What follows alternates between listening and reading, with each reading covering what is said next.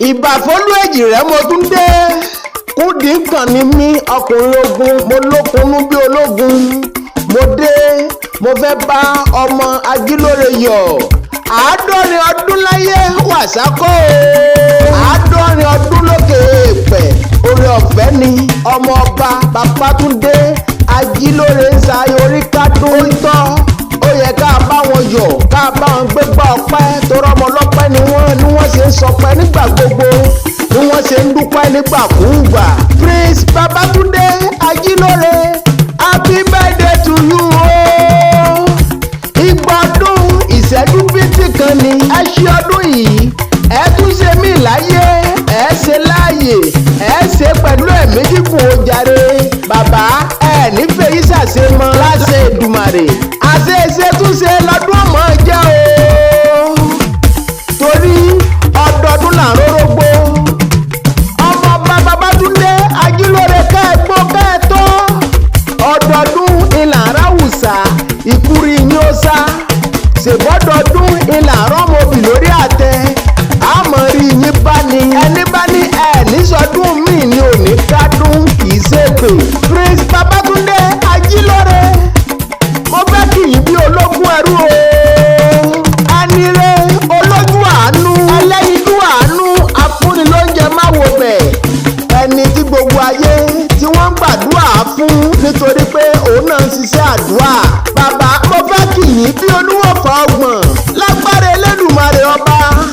Nífẹ̀ẹ́ yìí ṣàṣe mọ́, mo fẹ́ kì í bí ẹni tó níran torí pé ẹ níran, ẹni tó lórúkọ kì í bá wọn sunkún Oriki. Ọmọ Barúàjí Ajílóore Ògúndípẹ̀ Ayẹ̀nẹ̀pè. Bàbá yín Barúàjí 19 tó fìwà joyè nísọ̀nà. Ọmọ kọ́lù sọ̀nà rókèròdò.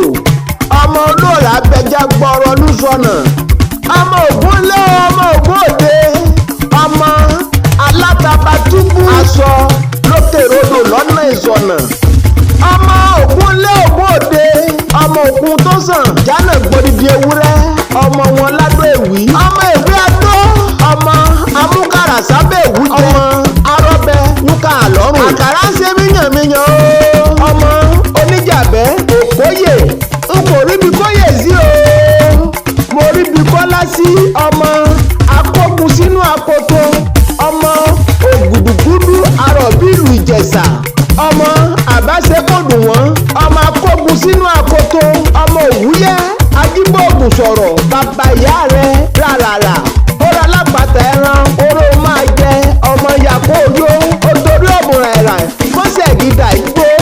Oní nítorí àṣẹwélé, nítorí àṣẹgì, nítorí tí ń làgbẹ́sù àṣùà. Ọmọ abàmàlàràlú kíyànràlú fóúnjẹràlú láràpá.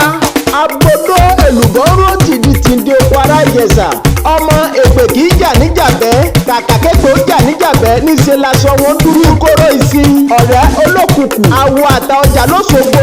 Ọmọ òfin òótọ́ inú tú ẹrù tapalẹ̀. Ọmọ ìlú Fóyèkẹ́, ọmọ okun oyè. Ọmọ alábúrò bí ẹni lẹ́rú. Ọmọ Ajíbọ́lájí, ọmọ Ajíjọlá ẹ̀gbọ́n lágbára Elédùmarè ọba. Ẹ tí wàá sọdún yìí kò ní jẹ́sẹ̀ mọ́ yín lókè èèpẹ̀. Olúfúnmilọ́lá kalẹ̀ jayé òun ló ní kí n mọ̀ wá kí yín wípé igba ọdún ìṣẹ́jú kan ni. Happy birthday to you sir, long life and prosperity.